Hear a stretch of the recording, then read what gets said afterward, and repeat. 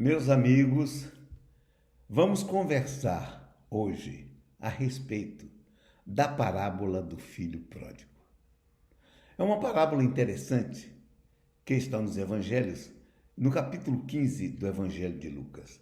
E para ser fiel à parábola, vou lê-la para vocês e a partir daí vamos fazer as nossas considerações a respeito.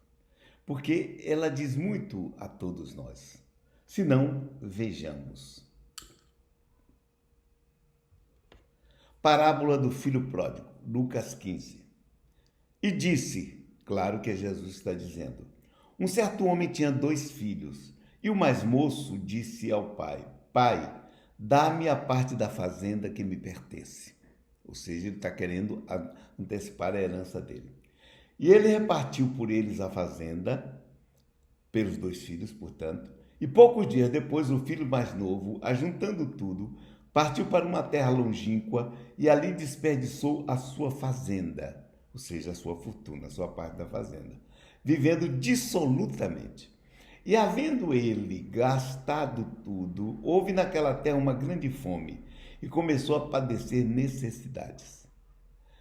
E foi e chegou-se a um dos cidadãos daquela terra, o qual o mandou para os seus campos a apacentar porcos. E desejava encher seu estômago com as bolotas que os porcos comiam. E ninguém lhe dava nada. E caindo em si, disse, quantos trabalhadores de meu pai têm abundância de pão, e eu aqui pereço de fome. Levantar-me-ei, irei ter com meu pai, e dir-lhe-ei, pai, pequei contra o céu e perante ti. Já não sou digno de ser chamado teu filho. Faze-me como um dos teus trabalhadores. E levantando-se, foi para seu pai. E quando ainda estava longe, viu o pai e moveu-se de íntima compaixão. E correndo, lançou-se-lhe ao pescoço e o beijou. E o filho disse, pai, pequei contra o céu e perante ti, e já não sou digno de ser chamado teu filho. Mas o pai disse aos seus servos, trazei depressa a melhor roupa e vestilho, e ponde-lhe um anel na mão e sandálias nos pés. E trazei o bezerro cevado e matai-o. E comamos e alegremo-nos, porque este meu filho estava morto e reviveu. Tinha se perdido e foi achado.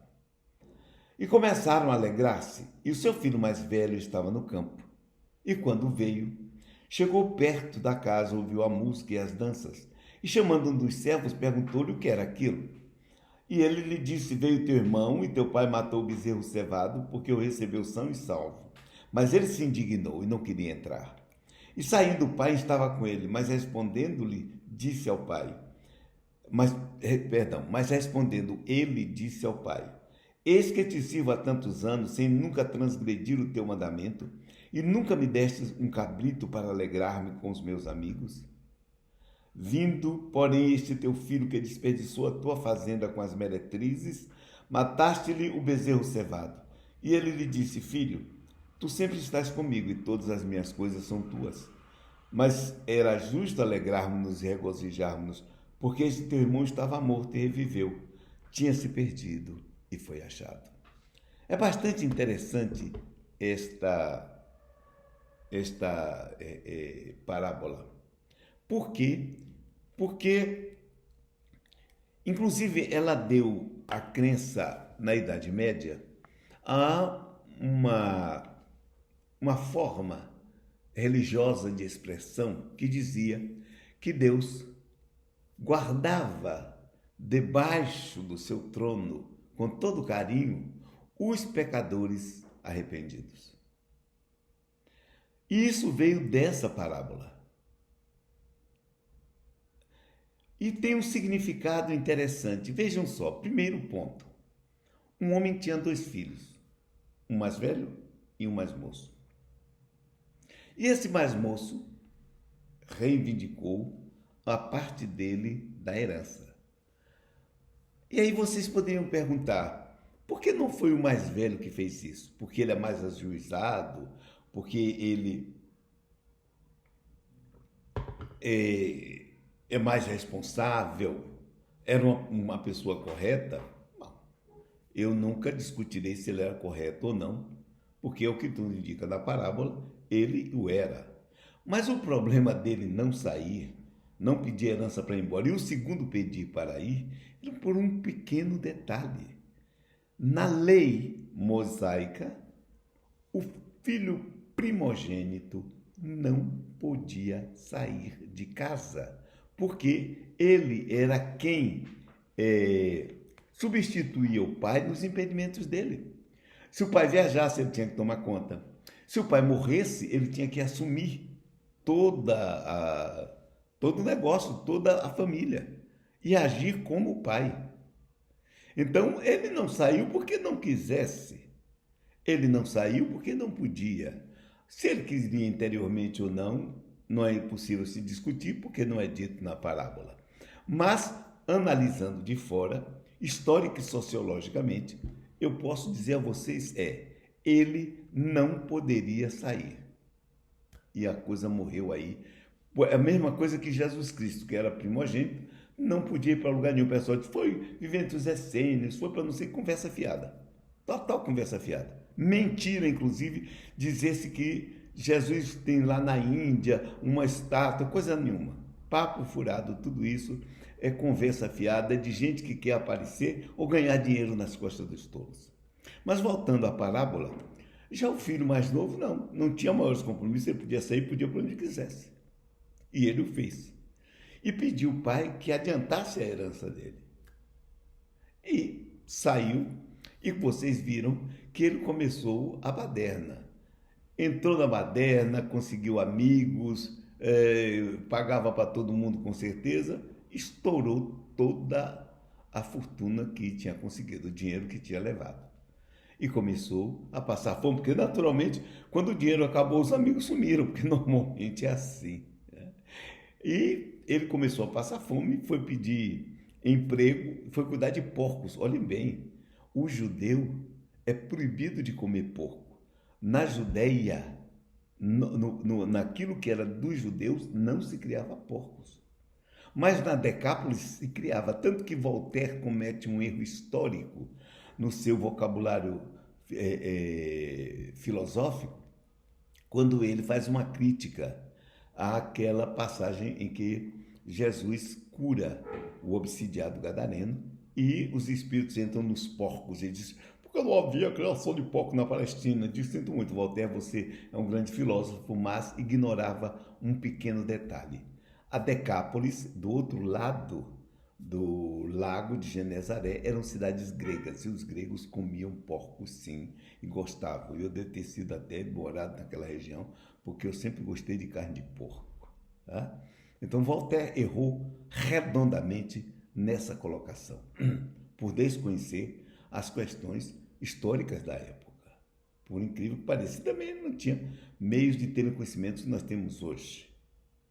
Mas continuando, ele foi tomar conta de porcos. Isso era o pior rebaixamento possível. E cuidar da terra.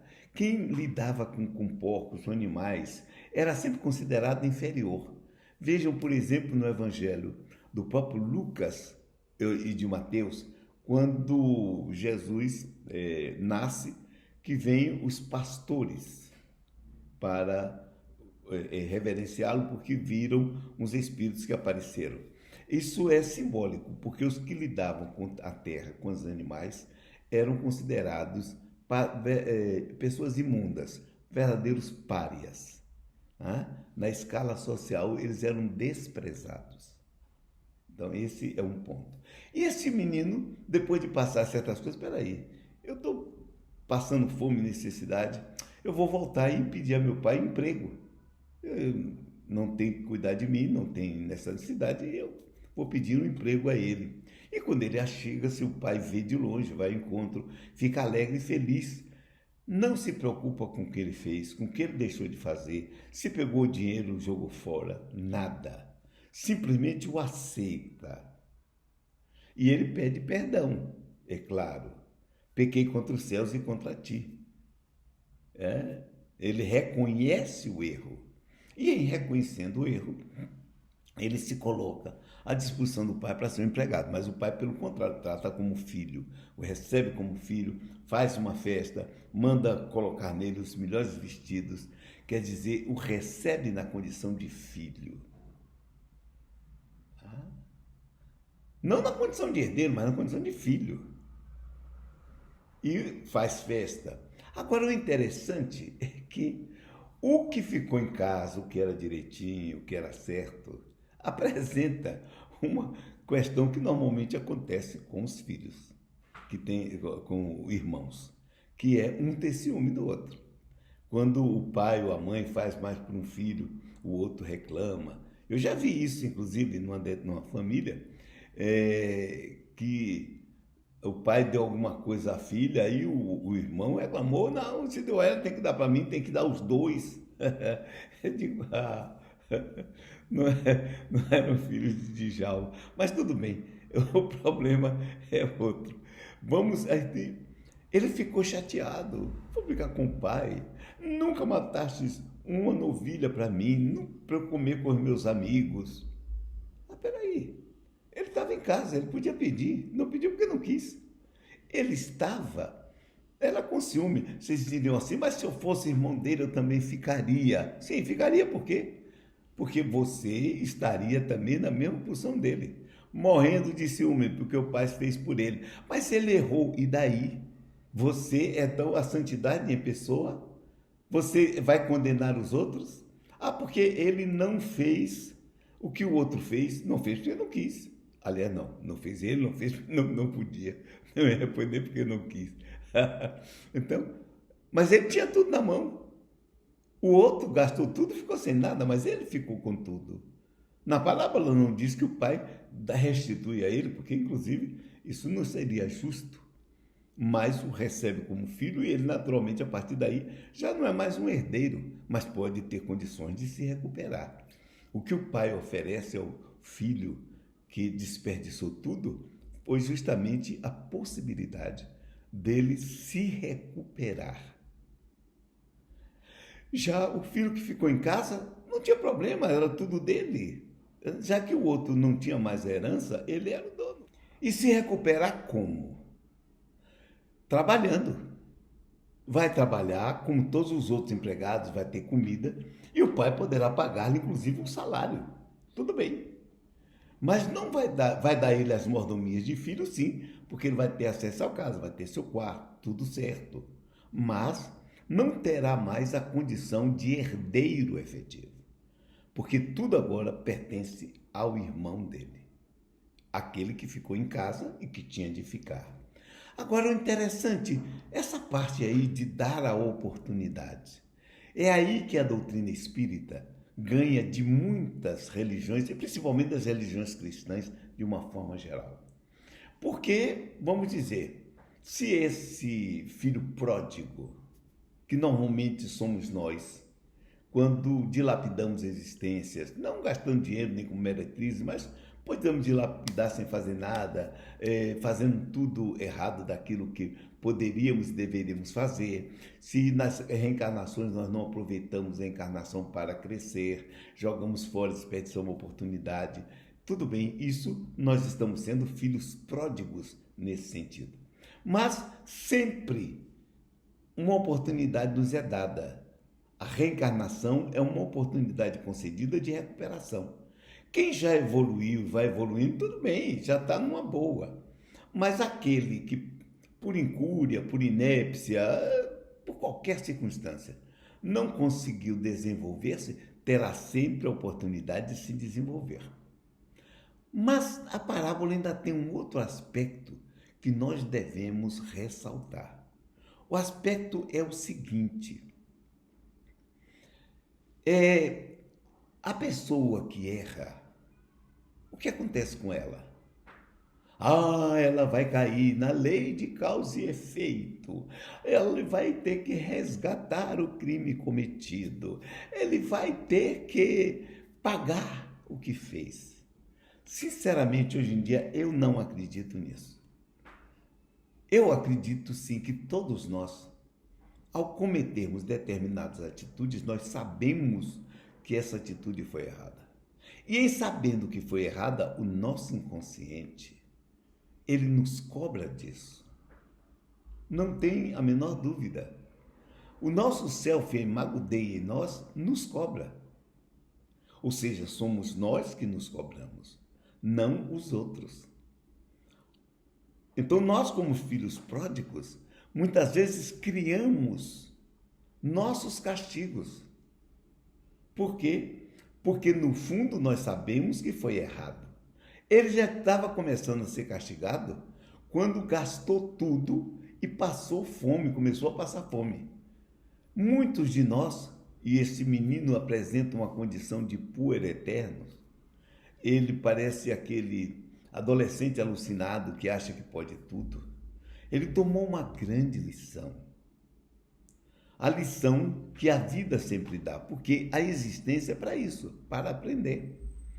Ele pediu a herança dele, foi, gastou, viveu oportunidades, coisas que o irmão que ficou em casa não vai viver, mas ele viveu experiências, ganhou, guardou essas experiências, são dele, ele não vai perder nunca mais. E ao mesmo tempo tomou uma grande lição, que é: nós devemos ser parcimoniosos com o que temos. Não está nada dito contra a pessoa se divertir e ter prazer, mas ser um estroina, ele termina mal, termina numa situação difícil, termina sofrendo, passando por situações desagradáveis como ele, sofrendo humilhações. Então, há uma lição implícita no próprio erro cometido. Porque toda ação nossa tem uma consequência. Então, se eu como demais, a consequência é dor de barriga. Isso não é karma.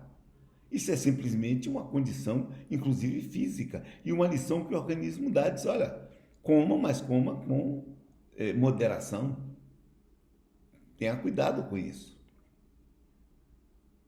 Esse é o ponto fundamental que nós devemos focar nessa palavra. Todos nós temos oportunidade de crescimento, podemos errar, erramos. O importante não é o erro, o importante é o aprendizado com o erro. Se não se aprende com o erro, vai se repeti-lo tantas vezes quantas sejam necessárias, até que nós enchamos disso. Aliás, essa é a grande pedagogia da reencarnação. Se nós não utilizamos ou aprendemos a lição, cometemos um erro e não aprendemos, nós vamos repeti-lo à saciedade, até o momento que não será possível mais continuar e nós temos que tomar uma decisão. Hoje nós estamos reencarnados, estamos pagando por coisa que nós fizemos? Não, nós reencarnamos para aprender. Ah, mas eu trago complexos de culpa. Esse complexo de culpa me fez nascer sem braço, sem perna, etc, etc. Ou então, numa família difícil, que eu passei por isso e aquilo. Escolha nossa. Aliás, isso está no livro dos Espíritos sempre. Nós escolhemos nascer daquela forma. Nós não precisaríamos nascer daquela maneira. Não era impositivo. E eu já mostrei e posso mostrar a vocês. Se vocês pegarem um livro de André Luiz, chamado Missionários da Luz, durante a reencarnação do Sigismundo, que foi o pior planejamento de reencarnação que aconteceu na vida, que só podia acontecer no Brasil, e vocês sabem como é, porque vocês são brasileiros. Mas eu quero chamar a atenção para um detalhe. Ele vai a um centro chamado de planejamento de reencarnações. Quando ele está conversando com um tal de Manassés, que é quem dirige o lugar, entra uma mulher, apresenta para ele um mapa do organismo que ela terá quando reencarnar. Naturalmente, por pesquisas cromossômicas e etc., daqueles que vão ser os pais, chegou-se à conclusão, deu um corpo a ela que era perfeito, em todos os detalhes. André Luiz ficou admirado, mas ela vira e disse para o Manassés: eu quero umas alterações aqui. Ele disse: sim, que alterações? Ela, na tireoide, na paratireoide, porque elas estão muito perfeitas, eu quero que coloquem defeitos. Quero que na minha cintura não seja tão perfeita. Ou seja, ela começa a se enfeiar. E o interessante nisso é que ela vai dizer que os mentores dela aconselharam isso para que ela não se deixasse levar pela tentação natural da carne. Então ela estava ali reivindicando nascer feia para não errar. porque tinha um grande patrimônio espiritual a recuperar. Olha, meu Deus do céu, você só luta para recuperar o que já teve. Se ela não teve esse patrimônio espiritual, como é que ia recuperar? Se já tivesse tido, não precisava recuperar, porque ninguém perde o que já tem. Então tem erros fundamentais nessa colocação. Essa mulher se apresenta como espírito ignorante das coisas, a respeito das coisas na existência. E os mentores dela, os ditos orientadores, são piores do que ela, porque devem ter sido padres medievais, porque vão atribuir à beleza o erro. Quer dizer, a pessoa reencarna bonita, vai errar, a mulher ou o homem vão errar porque são bonitos. Quer dizer que as mulheres feias e os homens feios não erram? São perfeitos? A ilação que se tira desse texto é absurda. E mais, aí destrói completamente, diante da minha visão, a famosa lei de causa e efeito. Por quê? Porque ela não precisava nascer feia com problemas físicos, problemas glandulares. Não. Ela está pedindo, ela escolheu, o livro dos Espíritos tem toda a razão. Ela escolheu nascer assim. Então, ela é que tem complexo de culpa. Então, ela se impõe um problema que poderá causar, inclusive a ela, dificuldades na existência. Ela acha que ser bonita vai atrapalhar o que ela quer fazer na reencarnação. Ou quer dizer que até hoje só quem fez grandes trabalhos reencarnando foram mulheres feias? Ou seja, vocês observem que na doutrina espírita, muitos espíritos psicografam coisas absurdas, que não têm sentido. É preciso parar com isso. Não é possível que isso continue dessa forma. Esse caso ilustra um problema. A mulher não tinha um karma de nascer feia. Não tinha complexos de culpa para fazer isso. Ela se impõe àquela situação. Aliás, eu volto atrás. Ela tinha um complexo de culpa, mas ela atribui a culpa à beleza ao corpo. E o errado foi o corpo, não foi ela. Quer dizer o quê? O problema do personagem. Mas espera aí, isso tem um limite. Tem um limite. Porque ela também, enquanto espírito, pode ter ação sobre o personagem. E isso ela pode fazer.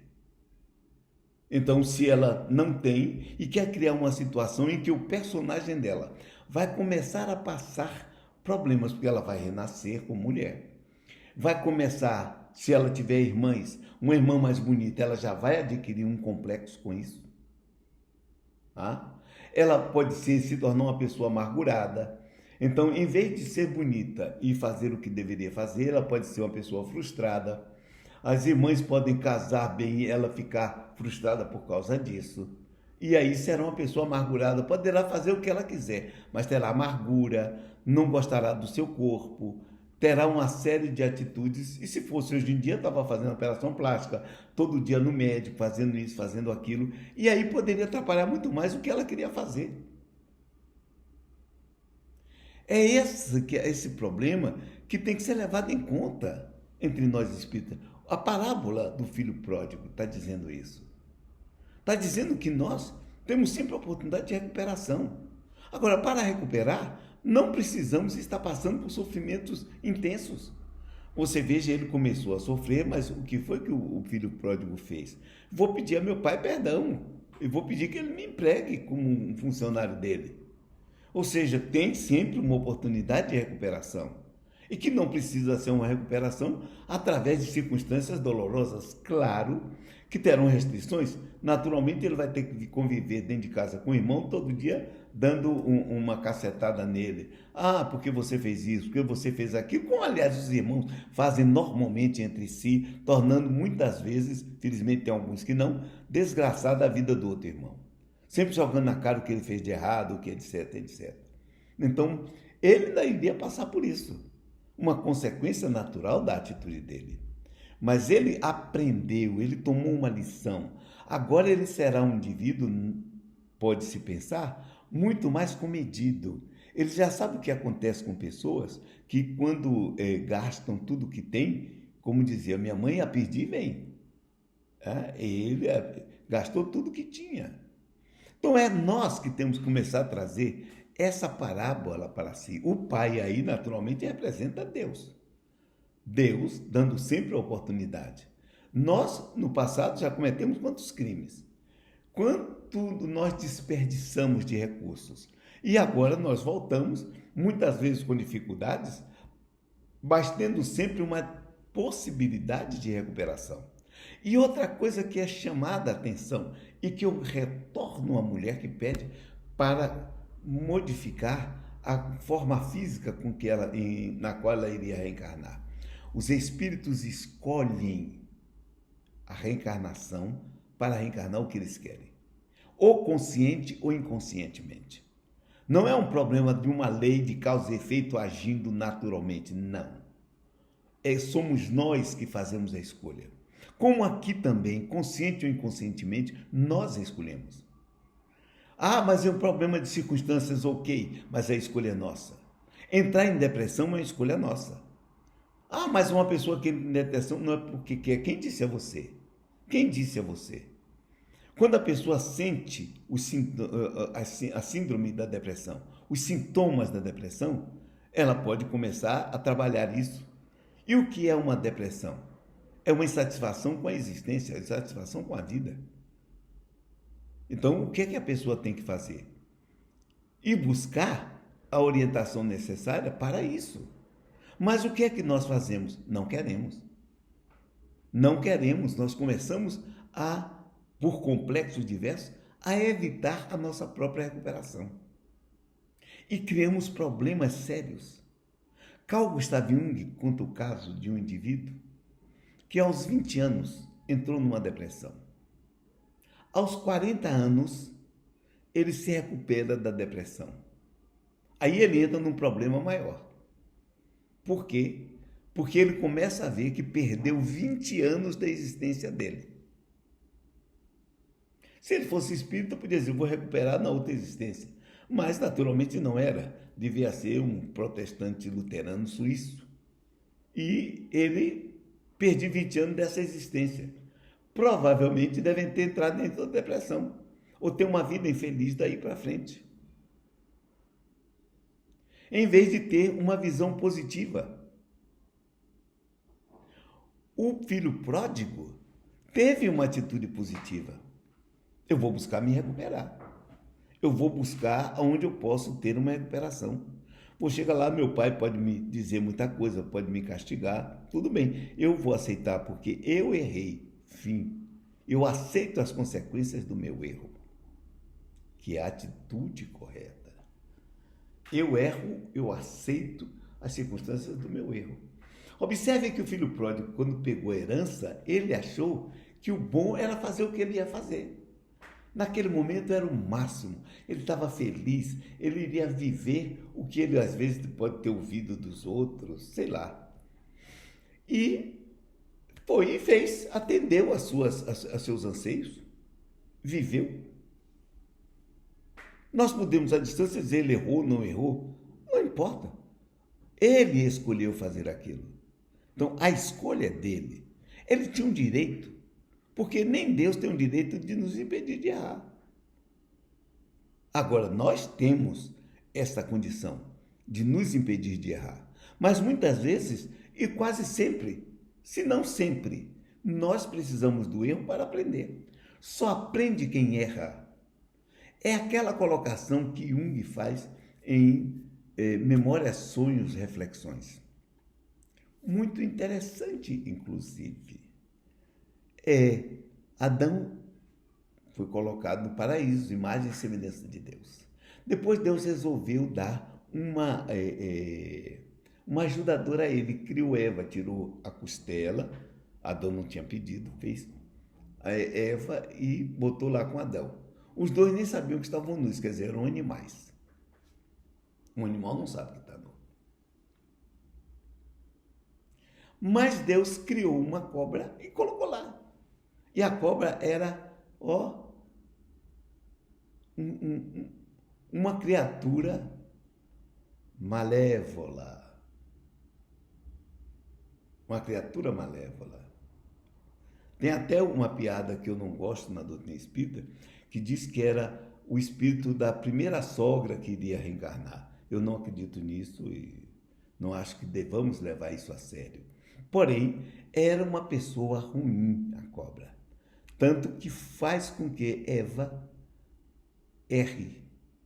E Eva faz Adão errar. E são expulsos do paraíso. Mas aí eu estou com Jung. Na verdade, Deus queria que Adão e Eva errassem, sim, senhor. Era preciso que eles errassem, porque eles tinham que conhecer, comer do fruto da ciência do bem e do mal. Nós hoje conhecemos o bem e o mal por causa dele, o mito. Isso é claro que é um mito, não é uma realidade. Mas o mito expressa que quando nós saímos da animalidade e adquirimos a capacidade de raciocinar, passamos a estabelecer diferença entre bem e mal. E ao estabelecer essa diferença, nós criamos um problema para nós, porque o animal não tem esse problema. O animal simplesmente, ele erra e daí? Qual é o problema? Ele não está nem aí. Ele não tem complexos de culpa pelo que ele cometeu. Mas como nós somos seres racionais, nós começamos a estabelecer uma série de regras sociais e, naturalmente, criamos a condição de nos culparmos pelos nossos erros. E ao fazermos isso, nós entramos no inferno da culpa, da autopunição. O que tem de positivo no filho pródigo é que ele toma uma atitude. Bom, eu errei, eu assumi o meu erro, vou a meu pai, vou assumir e dizer, olha, eu errei, eu quero apenas uma oportunidade de trabalhar como se fosse qualquer trabalhador seu. Mas aí o pai diz, espera aí, ele é da minha estirpe, ele é meu filho, vai trabalhar para mim naturalmente, mas ele continuará sendo meu filho, ele não deixa de ser meu filho. E ao fazer isso, ele o recebe com todo carinho e feliz da vida, porque ele estava perdido e foi achado. Já o outro, que estava dentro de casa, ficou morto de ciúmes. Né? Quer dizer, ele que tinha um irmão, ele estava contra o irmão. Ele não era uma alma generosa. E isso acontece muito em famílias.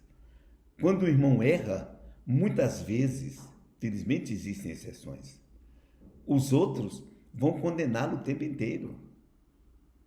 Isso significa o quê? O que aconteceu com Caim e Abel, no mito também. E que foi culpa de Deus, no caso. Porque os dois fizeram sacrifícios dentro das suas condições de trabalho a Deus. Aí Deus privilegiou Abel, vão lá e leiam. E Caim ficou com ciúme e foi lá e matou Abel. E Deus tanto viu que ele tinha errado que não castigou Caim. Interessante isso, a gente verificar. Só que as pessoas leem as páginas ditas sagradas como devotos e não como pessoas que raciocinam da mesma maneira que os espíritas leram livros espíritas psicografados, como se fossem escrituras sagradas, e não são, porque os espíritos que psicografaram são espíritos iguais a nós. São espíritos superiores. Superiores a quê? Em quê? Não sei disso, não. Não sei disso, não. Tanto eles não são superiores que eles têm que reencarnar. Se têm que reencarnar, eles são espíritos, como diria nas obras básicas, espíritos errantes. Vem não. Não vem não. Não é assim não. É preciso que nós comecemos a raciocinar corretamente dentro da doutrina espírita, como aliás Kardec recomendava. Todo e qualquer espírito que chegue, ele pode dar a lição dele, mas ele não sabe tudo. Porque ele sabe que está desencarnado, não sabe não. Não sabe não. Não sabe mesmo. Ele é igual a nós. Eles lá em cima têm as mesmas condições de crenças iguais à nossa. Tanto assim que você vê freira que desencarna e continua vestido de freira. Anos e anos vestido de freira. Para quê? Ela da ordem de quê? Das irmãs da espiritualidade? Ou elas? Não, senhor. Ah, mas quando eu desencarnar vou me tornar espírita. Para que diacho você vai ser espírita lá em cima? Aqui, você até é uma necessidade se você se torna espírita. Porque você vai adquirir a certeza de que é um espírito e um espírito imortal. Certeza porque você vai experimentar. Nas outras religiões você vai crer que é um espírito. Mas na doutrina espírita você tem condições de testar, verificar, comprovar, fazer experiências. Então aqui nós somos espíritas para adquirirmos a certeza de que somos espíritos e começarmos a pensar dentro dessa linha. Mas depois desencarnado, para que eu preciso ser espírita? Porque aí eu já tenho toda a certeza porque eu estou lá. Os outros desencarnam e não têm essa certeza. Tanto não tem que continuam mantendo a mesma coisa que tinham aqui. Então eu, no dia que desencarnar, chegar, você é o quê? Espírito. Mas você não era espírita? Era. Não sou mais. Porque agora eu já sou aquilo que eu queria aprender quando estava lá. Aprendi e agora estou aqui, sou espírito. É isso que eu sou. Qual é a sua religião? Espírito, não espírita. São condições interessantes para nós começarmos a pensar. A parábola do filho pródigo abre um mundo para o nosso raciocínio. O espírito tem o direito de tomar decisões, de fazer escolhas. Aliás, é a coisa que nós fazemos sempre. Eu estou aqui fazendo esta palestra, gravando essa palestra. Foi uma escolha. Ah, mas foi pedido a você? Sim, mas é uma escolha minha fazer ou não fazer. Se eu não quisesse fazer, eu não faria. Escolhi fazer, estou fazendo. E aí? Quando eu escolhi reencarnar, escolhi papai, mamãe, ambiente que ia reencarnar. Fiz uma besteira, reencarnar no Brasil. Nunca mais isso vai acontecer. Já era, já foi. Já estabeleci para mim, vou nascer na Suíça. Ponto final. Se alguém lá em cima disser assim, oh, você deve reencarnar no Brasil, eu mando para aquele lugar na mesma hora. Diga, a vida é minha, quem manda nela sou eu escolho o que eu quero. Não dou ousadia a ninguém escolher por mim. O caminho é meu, quem vai andar sou eu. Isso chama-se autonomia. Não é teimosia, é autonomia. Não deixar que ninguém dite aquilo que sou eu quem vou fazer.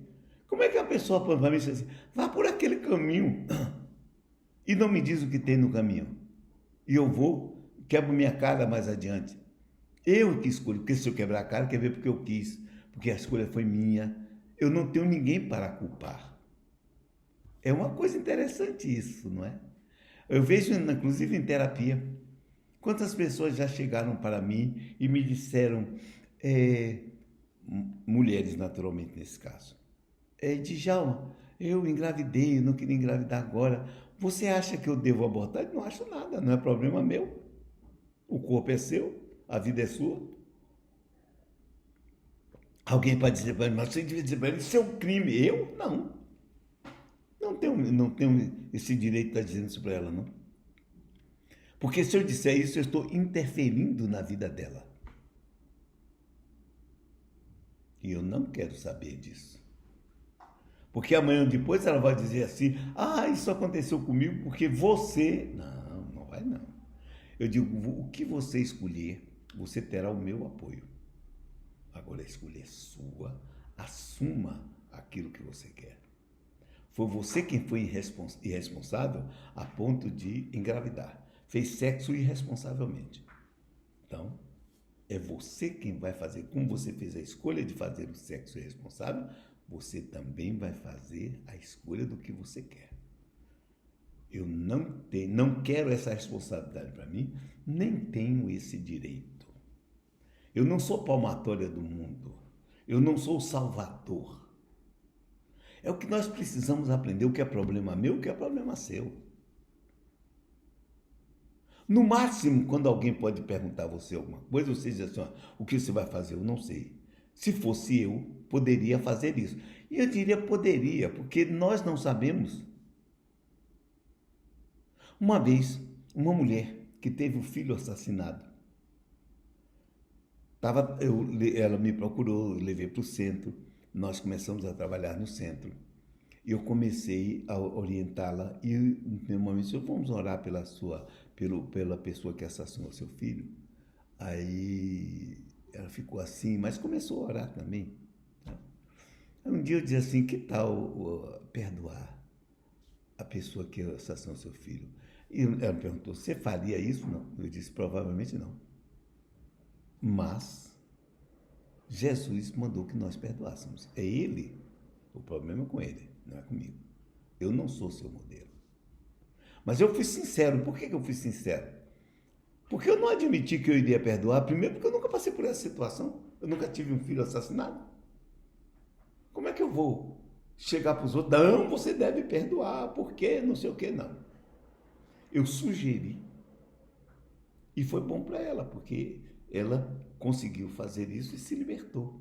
Porque o perdão não é deixar a pessoa tranquila lá no canto, não. É você se livrar da pessoa. Porque se a pessoa me faz o mal e eu começo a odiá-la, eu estou ligado a ela. O ódio une mais do que o amor. Muito mais.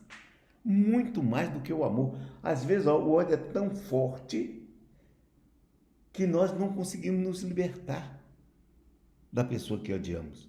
Agora, de amar é fácil separar. Mas quem odeia, de jeito nenhum. Então, ela se libertar do ódio. Porque quem é mãe sabe o que é isso.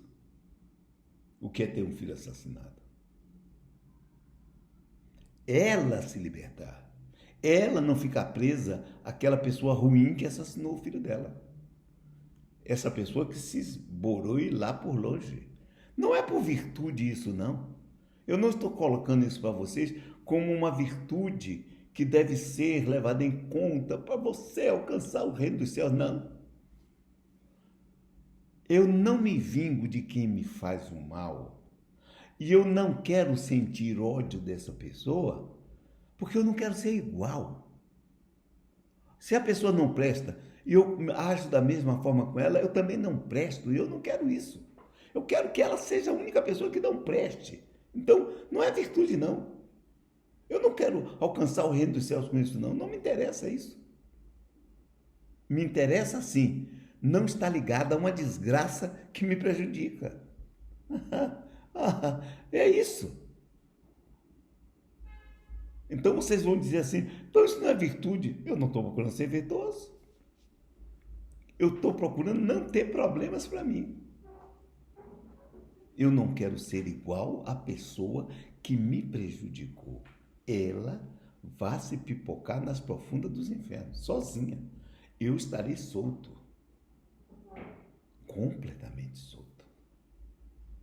Eu não estarei vinculado psiquicamente. Eu não estarei trocando essa energia. Eu não estarei em participação mística com ela de jeito nenhum.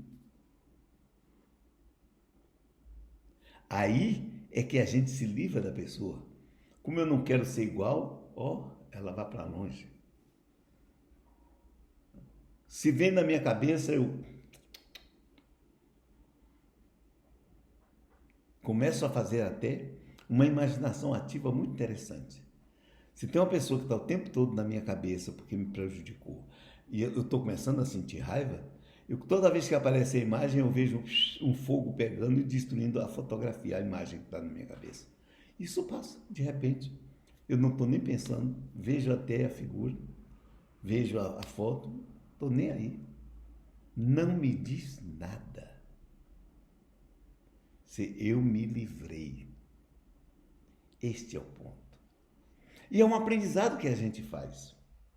Eu tive a oportunidade, através das reencarnações, e nessa encarnação, de aprender isso. Passei por muitas dificuldades, muitas lutas, e cometi muitos erros, é claro, mas não tenho nenhum sentimento de culpa com eles. Foram meios e modos de aprender. Hoje eu já aprendi muita coisa. Muita coisa ainda não aprendi, mas vou continuar a aprender. Então, voltando à parábola do filho pródigo, aprender que, em primeiro lugar, erramos, e no momento em que nós erramos, era a única coisa que podíamos fazer. Achávamos a melhor coisa do mundo. Observe você, nos erros que cometeu. Você sabia, muita gente podia dizer, olha, isso vai dar errado. Você sim vai dar errado, mas interiormente fica aquele pensamento, deu errado com outras pessoas, mas comigo não vai dar. E dá. O problema é que dá. Normalmente dá errado, sim. E aí? Quando acontece, eu fiz uma besteira, mas agora aprendi. Porque para aprender eu tenho que passar pela experiência. Eu posso aprender com a experiência dos outros, eu posso ficar alerta, mas a experiência do outro me dá uma lição que eu posso começar a trabalhar em mim e me evitar muitas coisas. Mas eu não aprendo com o erro do outro, eu aprendo com o erro que eu cometo. Porque o erro que eu cometo é que me instrui. Eu posso usar o erro do outro como referência, claro que eu posso. Na hora que eu tiver para fazer uma coisa assim, fulano assim não se deu bem, como é que eu vou fazer? Mesmo assim, eu termino cometendo. Por quê? Porque vem sempre aquela ideia. Comigo isso não vai acontecer. O filho pródigo imaginou que com o dinheiro na mão ele podia fazer o que ele quisesse. Ele podia ganhar o que ele quisesse. Ele podia ter o mundo aos seus pés. Só que ele não percebeu que de onde se tira, que não se bota, acaba. Esse é um detalhe. E esse era um provérbio que minha mãe sempre repetia, que ficou em mim. De onde se tira, que não se bota, acaba. E o dinheiro que ele tinha, que parecia uma imensidão, acabou. E no momento em que acabou, ele não teve mais o que fazer. Ou seja, ele perdeu tudo que tinha e, naturalmente, perdeu os amigos que ele financiava, os interesseiros. Aí a grande lição que eu garanto que em outras existências, se fosse o caso real, é uma parábola, mas vamos para um caso real, ele teria aprendido e não voltaria a cometer, porque a lição foi aprendida e aprendida a duras penas, marcada com sofrimento. Porque aquilo que é marcado com sofrimento, nós não esquecemos. É mais fácil esquecer aquilo que é marcado pelo prazer, mas pelo sofrimento de jeito nenhum.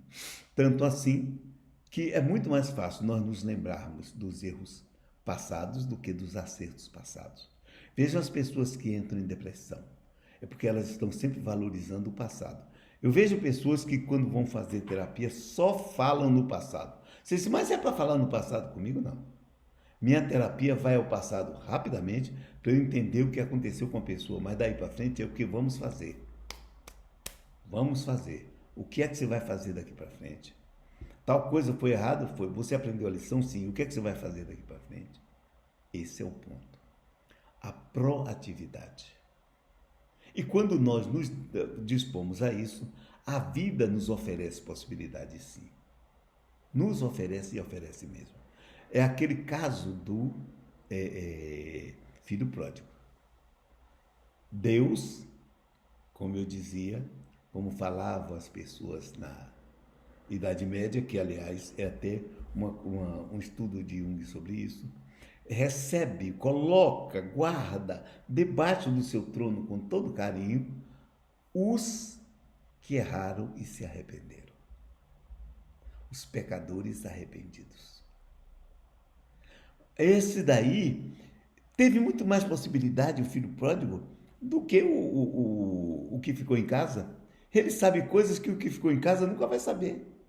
Vai ter que voltar em outra existência, passar por determinadas coisas para poder aprender. Não é verdade? Esse é o grande ponto. Eu quero que todos nós meditemos nisso. Que seja a nossa grande lição nesses momentos de pandemia, de coronavírus. Que nós aprendamos a lição agora. Se nós estamos passando dificuldades porque não soubemos estar preparados para isso, porque ninguém sabia que ia acontecer, Mas a gente tem que estar sempre buscando uma preparação, porque não sabe justamente o que vai acontecer.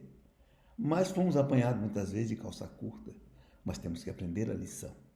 Não ficarmos presos na culpa porque não fizemos isso, não fizemos aquilo. O importante é o que eu vou fazer daqui para frente. Tomar a atitude. E, inclusive, ao encontro de Deus nas próprias preces, dizendo, me dá uma nova oportunidade, porque dessa vez eu vou procurar fazer mais corretamente. Muita alegria, muita paz, muita harmonia.